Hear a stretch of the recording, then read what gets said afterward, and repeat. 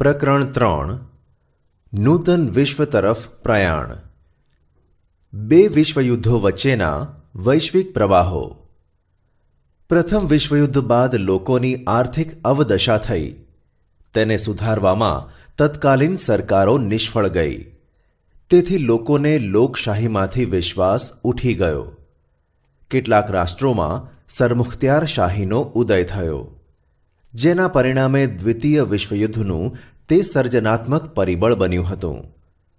આ સંદર્ભે અત્રે આપેલ ઘટનાક્રમનો અભ્યાસ કરીએ. 1. ઇટાલીમાં ફાંસીવાદ. 2. જર્મનીમાં નાઝીવાદ. 3. જાપાનમાં લશ્કરવાદ. 4. વૈશ્વિક મહામંદી ઈસવીસન 1929-32. 1. ઇટાલીમાં ફાંસીવાદ. પ્રથમ વિશ્વયુદ્ધમાં ઇટાલી વિજેતા રાષ્ટ્રોના પક્ષે હતું અને તેમના જ પક્ષે રહી યુદ્ધ લડ્યું. તેમાં ઇટાલીને $12 અબજ જંગી ખર્ચ થયો. 6 લાખ સૈનિકોની જાનહાનિ થઈ. છતાં વિજેતા મિત્ર રાષ્ટ્રોએ મનગમતા પ્રદેશો લઈ લીધા અને ઇટાલીની ઉપેક્ષા થઈ. તેથી ઇટાલી રોષે ભરાયું.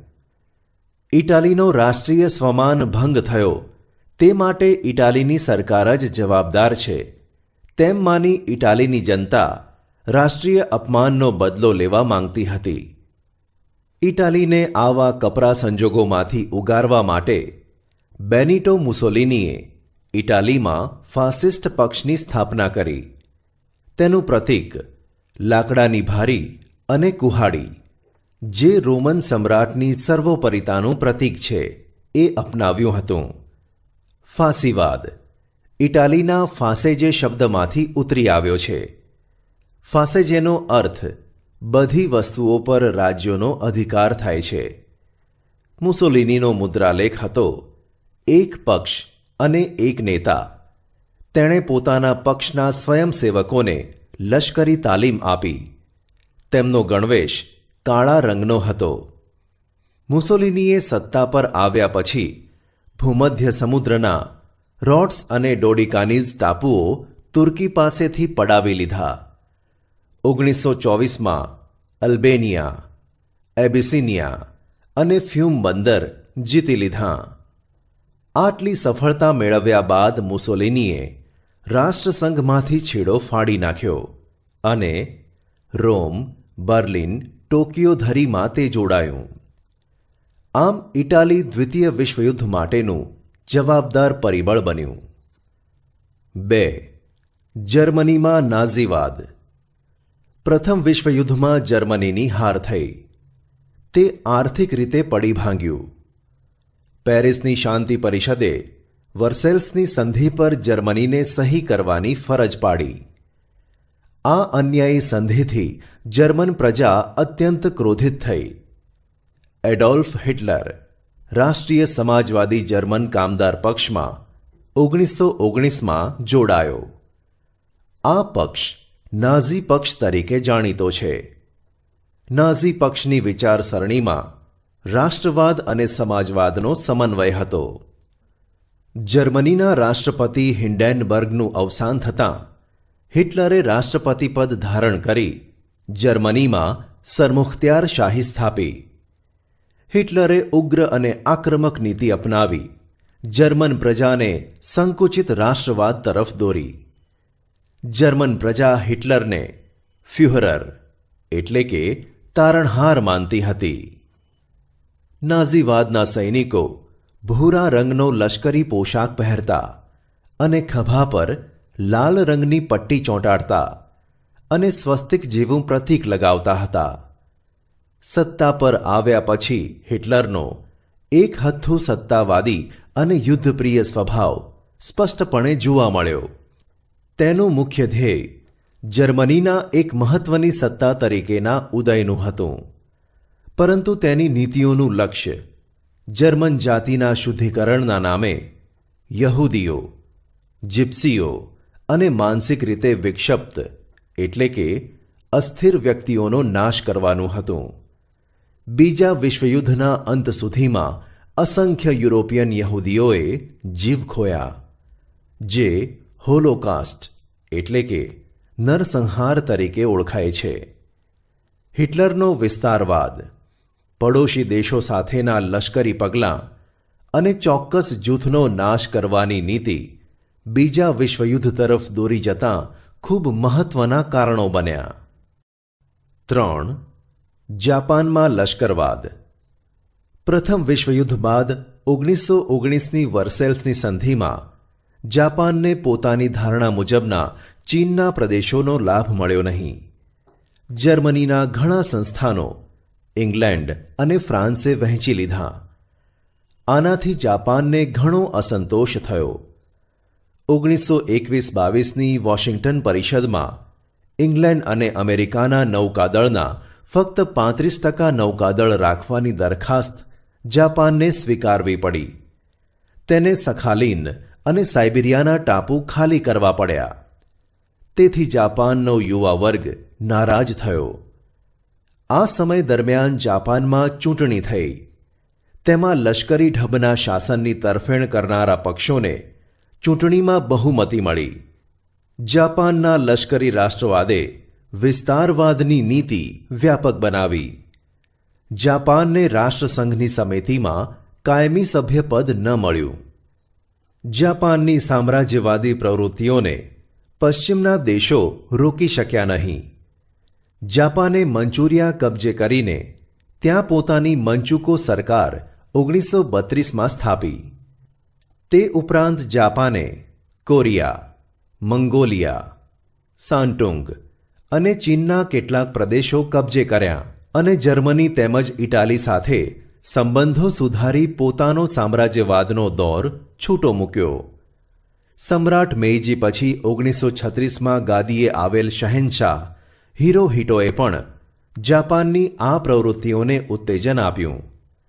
આમ જાપાને ઈસવીસન 1933માં રાષ્ટ્રસંઘનો ત્યાગ કર્યો. 4. વૈશ્વિક મહામંદી 1929. યુરોપના મોટાભાગના રાષ્ટ્રોના વડાઓને એવી ધારણા હતી કે પ્રથમ વિશ્વયુદ્ધના અંતે વિશ્વની યુદ્ધેતર સમસ્યાઓનો પણ અંત આવી જશે. પરંતુ આ ધારણા ખોટી પડી. એકાએક અમેરિકાના વોલ સ્ટ્રીટ શેરબજારમાં ઘણા મોટા પ્રમાણમાં શેર વેચાવા આવતા શેરની કિંમત અત્યંત ભયજનક રીતે ઘટવા માંડી. તેથી વિવેચકોએ તેને વોલ સ્ટ્રીટ સંકટના નામથી ઓળખાવી. તે દિવસ હતો 24 ઓક્ટોબર 1929. આ સંકટે વિશ્વભરની આર્થિક સ્થિતિને ડામાડોળ કરી મૂકી હતી, જેમાંથી વૈશ્વિક મહામંદીનું સર્જન થયું હતું. વિશ્વના મોટા ભાગના રાષ્ટ્રો આ મહામંદીના પ્રભાવ નીચે આવી ગયા હતા. ગ્રેટ બ્રિટન જેવી મહાસત્તાને પણ પોતાના ચલણ પાઉન્ડ સામે અનામત રૂપે રખાતા સુવર્ણના જથ્થાની નીતિ ત્યજવી પડી. તેનો પ્રભાવ વિશ્વના અન્ય રાષ્ટ્રો અને આંતરરાષ્ટ્રીય વ્યાપાર ઉદ્યોગ પર પડ્યો.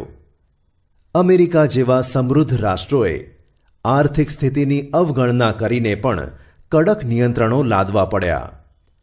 વિશ્વ વ્યાપાર ઘટીને અડધો થઈ જવા પામ્યો.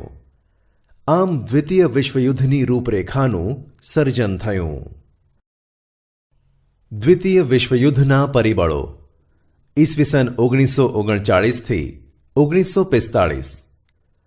પ્રથમ વિશ્વયુદ્ધના અંતે થયેલ વર્સેલ્સની સંધિમાં જ બીજા વિશ્વયુદ્ધ માટેના બીજ વવાઈ ગયા હતા. પેરિસની શાંતિ પ્રક્રિયાએ અનેક રાષ્ટ્રોને અસંતુષ્ટ કર્યા હતા. ત્યારબાદ બનેલી ઘટનાઓ દ્વિતીય વિશ્વયુદ્ધ તરફ દોરી ગઈ. તો વિદ્યાર્થી મિત્રો, ચાલો આપણે દ્વિતીય વિશ્વયુદ્ધ માટેના જવાબદાર પરિબળોનો અભ્યાસ કરીએ. 1. ઉગ્ર રાષ્ટ્રવાદ. પ્રથમ વિશ્વયુદ્ધ પછી જર્મન, જાપાન અને ઇટાલીમાં ઉગ્ર રાષ્ટ્રવાદનો વિકાસ થયો. વર્સેલ્સની સંધિ જર્મની અને તેની પ્રજા ક્યારેય ભૂલી શકી ન હતી. પરિણામે જર્મનીમાં નાઝીવાદ વિચારસરણીને લીધે જ્યાં જ્યાં જર્મન પ્રજા વસતી હોય તે પ્રદેશ જર્મનીને મળવો જોઈએ તેમ કહી ઓસ્ટ્રિયા અને ઝેકોસ્લોવેકિયાના કેટલાક પ્રદેશો હિટલરે હડપ કરી લીધા હતા. વર્સેલ્સની સંધિમાં ઇટાલીની અવગણના થઈ હતી. તે તેની પ્રજા ભૂલી શકી ન હતી. ઇટાલીમાં મુસોલિનીએ ફાસિસ્ટ પક્ષના નેતૃત્વ તળે ઉગ્ર રાષ્ટ્રવાદ શરૂ કરી સામ્રાજ્યવાદી નીતિ અપનાવી. બીજી બાજુ એશિયામાં જાપાને પણ રાષ્ટ્રવાદની દોડમાં ઝંપલાવ્યું હતું. આમ વિશ્વ શાંતિ જોખમરૂપ બની હતી. 2. જૂથબંધીઓ. પ્રથમ વિશ્વયુદ્ધ બાદ ફ્રાન્સને હંમેશા જર્મનીનો ભય રહેતો હોવાથી બેલ્જિયમ, પોલેન્ડ, રૂમાનિયા તેમજ ઝેકોસ્લોવેકિયા સાથે મૈત્રી કરારો કર્યા. ઇટાલીએ ઝેકોસ્લોવેકિયા, યુગોસ્લાવિયા, રૂમાનિયા, હંગેરી, ગ્રીસ, તુર્કી અને ઓસ્ટ્રિયા સાથે કરાર કર્યા. રશિયાએ જર્મની, તુર્કી, લિથુઆનિયા અને ઈરાન સાથે કરાર કર્યા. ઇટાલીએ જર્મની અને જાપાનના સહયોગથી રોમ, બર્લિન, ટોકિયો ધરીની રચના કરી. ઇંગ્લેન્ડ અને ફ્રાન્સે લોકશાહી મૂલ્યોવાળું બીજું જૂથ રચ્યું. જર્મનીએ રશિયા સાથે બિન આક્રમક સંધિ કરી. આથી વિશ્વમાં ભયનું સામ્રાજ્ય ઊભું થયું હતું. આ પરિબળે વિશ્વયુદ્ધને વેગ આપ્યો હતો. 3. લશ્કરવાદ.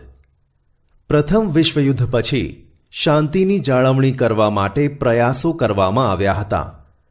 તેનાથી ઉલટું યુરોપના રાષ્ટ્રો શસ્ત્રીકરણની હરીફાઈ કરી રહ્યા હતા. યુરોપમાં દરેક રાષ્ટ્રોમાં માત્ર અને માત્ર શસ્ત્રોનું ઉત્પાદન વધ્યું. એકબીજાથી ચડિયાતા યુદ્ધ શસ્ત્રો બનાવવામાં આવ્યા હતા.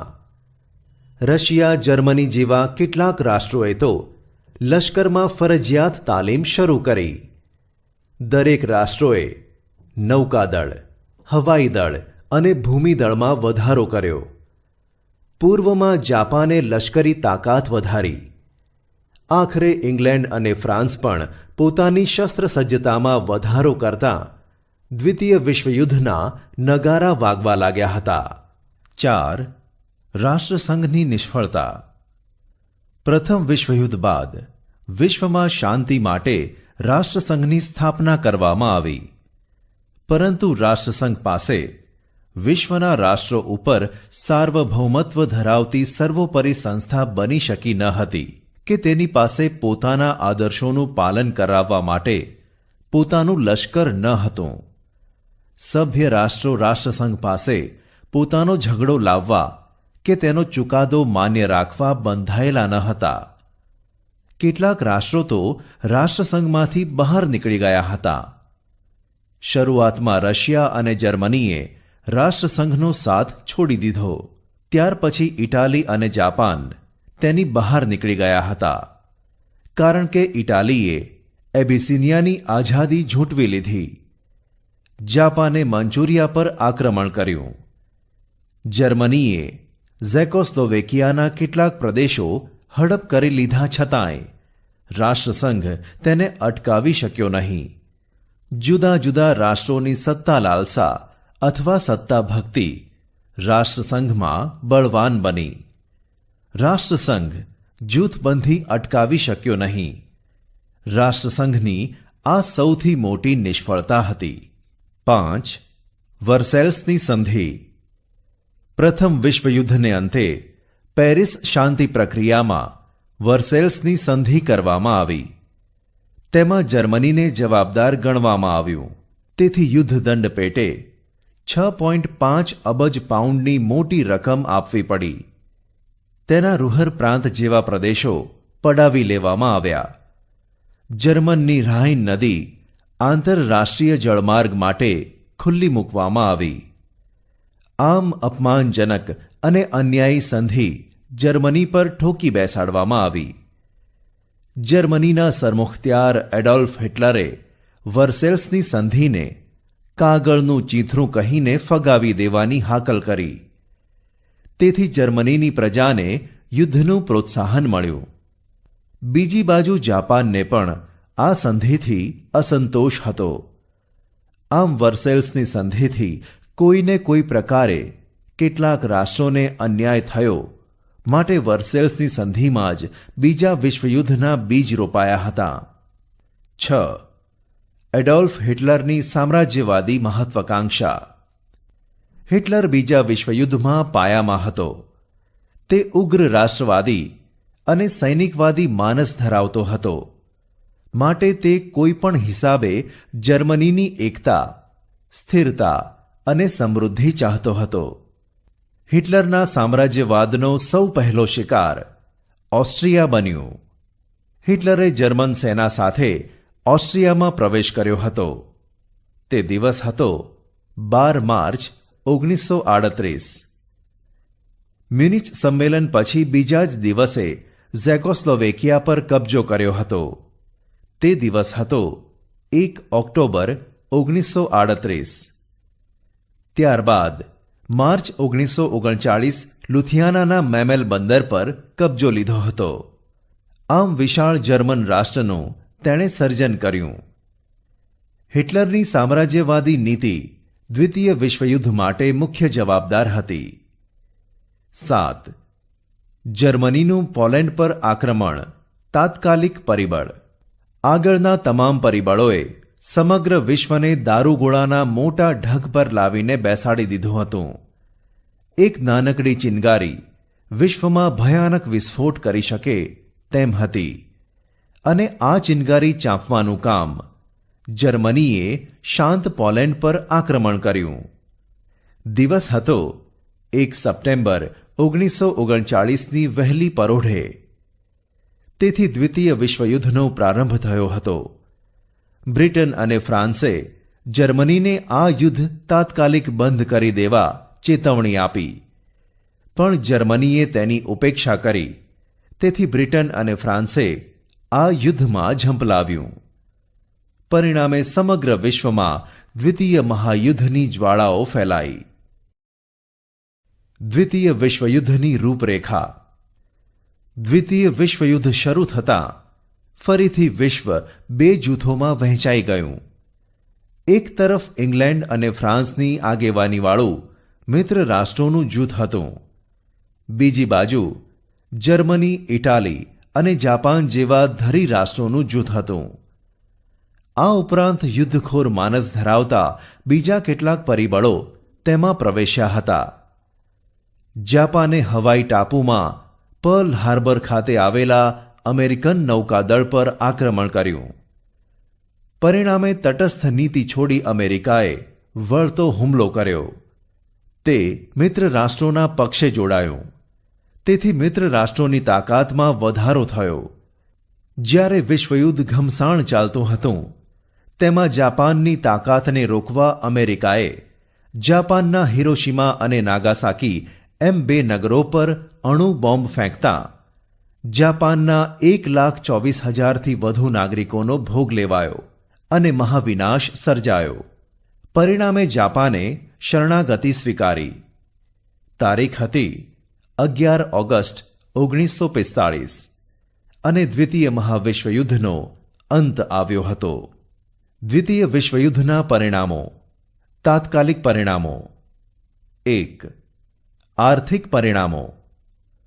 મહાવિશ્વયુદ્ધથી વિશ્વમાં ભયંકર વિનાશ સર્જાયો હતો. દ્વિતીય વિશ્વયુદ્ધમાં ભાગ લેનાર તમામ રાષ્ટ્રોને પુષ્કળ ખર્ચ થયો હતો. અમેરિકાએ $350 અબજ અને બીજા રાષ્ટ્રોએ $1 અબજ કરતાં વધારે ખર્ચ કર્યો. એટલી જ કિંમતી સંપત્તિનો નાશ થયો હતો. ઇંગ્લેન્ડે 2,000 કરોડની મિલકત ગુમાવી અને જર્મનીની તો કલ્પના જ કરવી રહી. દ્વિતીય વિશ્વયુદ્ધ માટે વિશ્વના રાષ્ટ્રોએ યુદ્ધમાં ઉપયોગી શસ્ત્ર સરંજામના ઉત્પાદનને વધારે મહત્વ આપ્યું હતું. તેથી જીવન જરૂરિયાતની ચીજવસ્તુઓની અછત ઊભી થઈ. ઉત્પાદન ઘટ્યું. ફુગાવો વધ્યો. લોકોને રોજીરોટીની મુશ્કેલી પડવા લાગી. બજારોમાં જરૂરી માલની તંગી પડવા લાગી. લોકોનું આર્થિક જીવન અસ્તવ્યસ્ત થયું હતું. પરિણામે વિશ્વના રાષ્ટ્રો મહામંદીમાં ધકેલાયા અને વિશ્વના રાજકારણમાં અને અર્થકારણમાં યુગ પ્રવર્તક ફેરફારો થયા હતા. 2.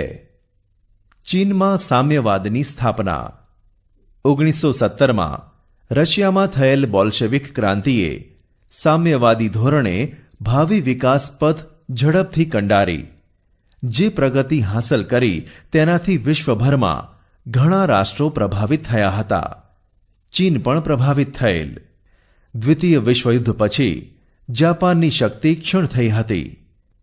આ સંજોગોમાં ચીન પરનો તેનો પ્રભાવ ઓસરી ગયો. તેનો લાભ લઈ ત્યાં માઓ ત્સે તુંગના નેતૃત્વ તળે ચીનમાં થયેલ ક્રાંતિને અંતે સામ્યવાદી શાસનની સ્થાપના થઈ.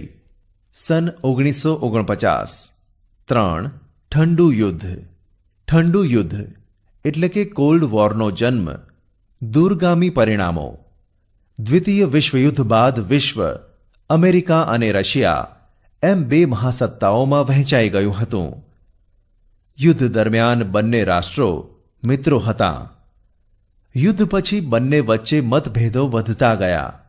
આમ લોકશાહી દેશ અમેરિકા અને સામ્યવાદી દેશ રશિયા પરસ્પર વિરોધી જૂથો ઊભા થયા હતા. આ બંને જૂથોમાં વિશ્વના અન્ય નાના રાષ્ટ્રો પોતાની અનુકૂળતા મુજબ જોડાયા. બંને જૂથોએ એકબીજાના મતનું ખંડન અને પોતાના મતના સમર્થન માટે જે વાક યુદ્ધો અને વિચાર યુદ્ધો આદર્યા તેણે શસ્ત્ર વગરના ઠંડા યુદ્ધની સ્થિતિનું સર્જન કર્યું. તેથી ઘણીવાર ત્રીજું વિશ્વયુદ્ધ થવાની સ્થિતિ સર્જાતા રહી ગઈ હતી. સંયુક્ત રાષ્ટ્રો. પ્રથમ વિશ્વયુદ્ધને અંતે વિશ્વમાં આંતરરાષ્ટ્રીય શાંતિ સ્થાપવાના હેતુથી રાષ્ટ્રસંઘની સ્થાપના કરવામાં આવી હતી. પરંતુ દ્વિતીય વિશ્વયુદ્ધ થયું અર્થાત રાષ્ટ્રસંઘ નિષ્ફળ ગયો. દ્વિતીય વિશ્વયુદ્ધ પૂરું થતાં વિશ્વમાં ફરી એકવાર શાંતિ, સલામતી અને સહ અસ્તિત્વના હેતુથી સંયુક્ત સંઘ એટલે કે સંયુક્ત રાષ્ટ્રો યુએન યુનાઇટેડ નેશન્સની સ્થાપના કરવામાં આવી. તારીખ હતી 24 ઓક્ટોબર 1945. તેનું કાર્યાલય ન્યૂયોર્કમાં રાખવામાં આવ્યું હતું. સંયુક્ત રાષ્ટ્રોની સ્થાપના માટે બીજા વિશ્વયુદ્ધમાં અમેરિકા જોડાયું ત્યારથી જ તેના આ દિશામાં પ્રયત્નો ચાલુ હતા. માનવ સ્વાતંત્ર્ય, શાંતિ અને સલામતી હેતુસર અમેરિકાના પ્રમુખ રૂઝવેલ્ટે અમેરિકન કોંગ્રેસ એટલે કે સંસદને સંદેશો આપતા મહત્વની 4 સ્વતંત્રતાઓની ઘોષણા કરી. 1. વિચાર અને વાણી સ્વાતંત્ર્ય. 2. ધાર્મિક સ્વાતંત્ર્ય. 3. આર્થિક સ્વાતંત્ર્ય. અને 4. ભયમાંથી મુક્તિના અધિકારોનો સમાવેશ કરવામાં આવ્યો.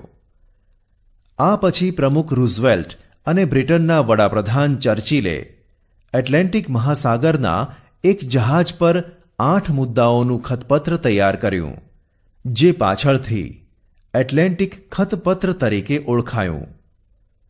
ખતપત્રમાં દરેક રાષ્ટ્રના સ્વાતંત્ર્ય અને સાર્વભૌમત્વની જાળવણી કરવી, શાંતિ, સલામતી, સામાજિક અને આર્થિક કલ્યાણ અને નિઃશસ્ત્રીકરણની બાબતોનો સમાવેશ કરવામાં આવ્યો હતો.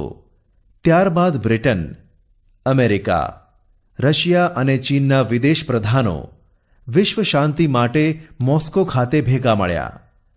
સમય હતો 1943 ઓક્ટોબર, જે મોસ્કો જાહેરાત તરીકે જાણીતી થઈ હતી. 1943 નવેમ્બરમાં તહેરાનમાં 3 માંધાતાઓની પરિષદ મળી.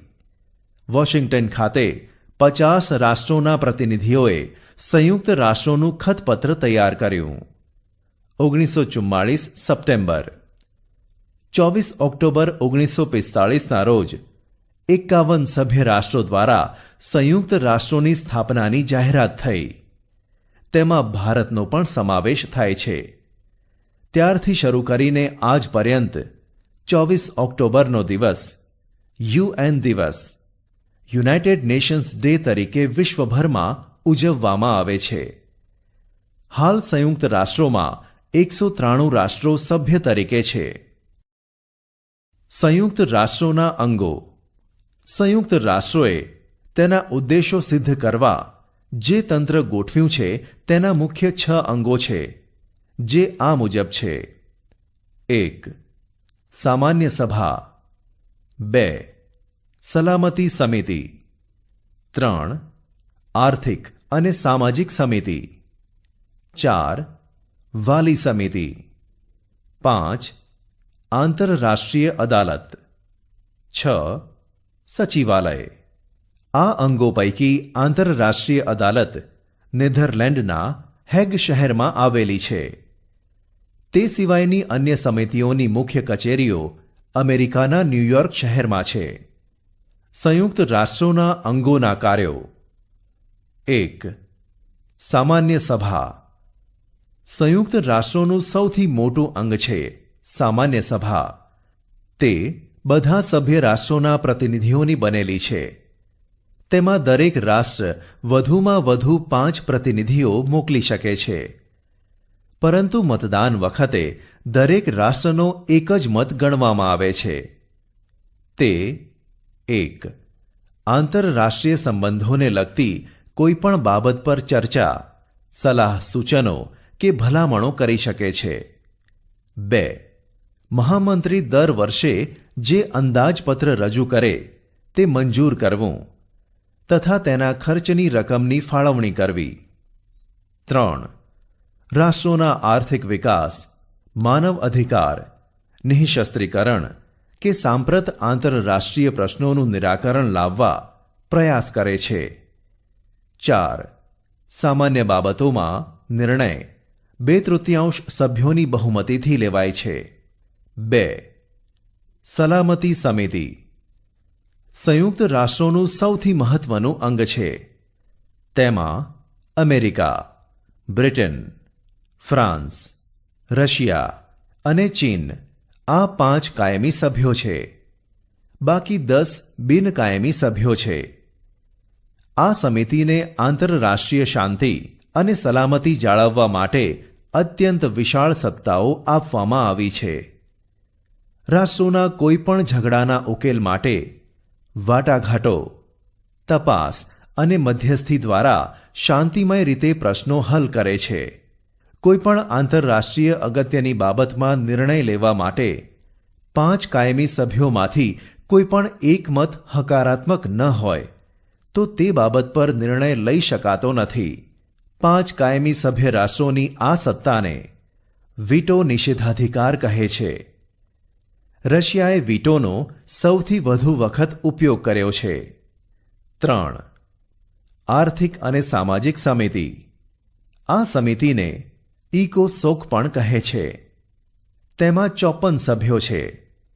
સામાન્ય સભા તેના નિવૃત્ત થતાં 2/3 સભ્યોને 3 વર્ષ માટે ચૂંટે છે. આ સમિતિ ધર્મ, જાતિ, પ્રદેશ કે ભેદભાવ વગર વિશ્વના રાષ્ટ્રની પ્રજાઓનું જીવન ધોરણ ઊંચું લાવવાનો પ્રયત્ન કરે છે. આ સમિતિ અને તેની પેટા સમિતિઓ વિશ્વભરમાં કાર્ય કરે છે. WHO વિશ્વ આરોગ્ય સંસ્થા વિશ્વના માનવીઓનું સ્વાસ્થ્ય સુધારણાનું કાર્ય કરે છે. IMF આંતરરાષ્ટ્રીય બેંક તથા નાણાં ભંડોળ નાણાકીય સ્થિરતા સ્થાપવાનું કાર્ય કરે છે. FAO આંતરરાષ્ટ્રીય ખાદ્ય અને કૃષિ સંસ્થા તે ખેત પેદાશ, જંગલો અને માછલીઓનું ઉત્પાદન વધારવા, પોષણનું ધોરણ ઊંચું લાવવા સહાય કરે છે. ILO આંતરરાષ્ટ્રીય મજદૂર સંસ્થા વિશ્વના મજદૂરના હકો અને ન્યાય આપવાનું કાર્ય કરે છે. UNICEF યુનિસેફ બાળકો માટેનું આકસ્મિક મદદ ભંડોળ વિશ્વના બાળકોનું સ્વાસ્થ્ય સુધારવા, પૌષ્ટિક ખોરાક, શિક્ષણ અને બાળ કલ્યાણની પ્રવૃત્તિઓ કરે છે. UNESCO યુનેસ્કો શૈક્ષણિક, વૈજ્ઞાનિક અને સાંસ્કૃતિક સંસ્થા.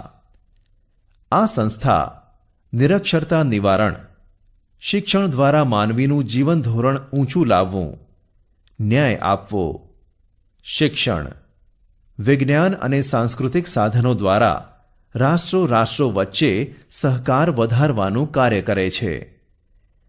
આ ઉપરાંત તેની પેટા સંસ્થાઓ અને પ્રાદેશિક સમિતિઓ પણ છે, જે વિવિધ કાર્યો કરે છે. 4. વાલી સમિતિ. આ સમિતિમાં 5 કાયમી સભ્ય રાષ્ટ્રો હોય છે. તેમને સામાન્ય સભા પસંદ કરે તે દેશોના પ્રતિનિધિઓ હોય છે. અગાઉ વાલીપણા એટલે કે મેન્ડેટ હેઠળ જે પ્રદેશો હતા તેમજ જે પ્રદેશોને સ્વતંત્રતા મળી ન હતી તેવા અને દ્વિતીય વિશ્વયુદ્ધમાં પરાજિત થયેલ પ્રદેશોની દેખરેખ માટે તેમજ તેમના સામાજિક, આર્થિક, રાજકીય જેવી તમામ બાબતોનો વિકાસ થાય તે જોવાની ફરજ વાલી સમિતિની છે. 5. આંતરરાષ્ટ્રીય અદાલત. તેનું મુખ્ય મથક નેધરલેન્ડના હેગ શહેરમાં છે. તેમાં 15 ન્યાયમૂર્તિઓ છે. 9 વર્ષ માટે તેઓ નિયુક્ત થાય છે. કોઈપણ 2 રાષ્ટ્રો વચ્ચેના વિખવાદોનો નિકાલ કરે છે. રાષ્ટ્રો વચ્ચેનો ઝઘડો અદાલત સમક્ષ રજૂ કરવામાં આવે તો તેને ચુકાદો આપે છે અને કાયદા વિષયક સલાહ આપવાનું કાર્ય કરે છે. 6. સચિવાલય. સંયુક્ત રાષ્ટ્રોના મહામંત્રીની કચેરીને સચિવાલય કહે છે. સામાન્ય સભા તેના મહામંત્રીની નિમણૂક 5 વર્ષ માટે કરે છે.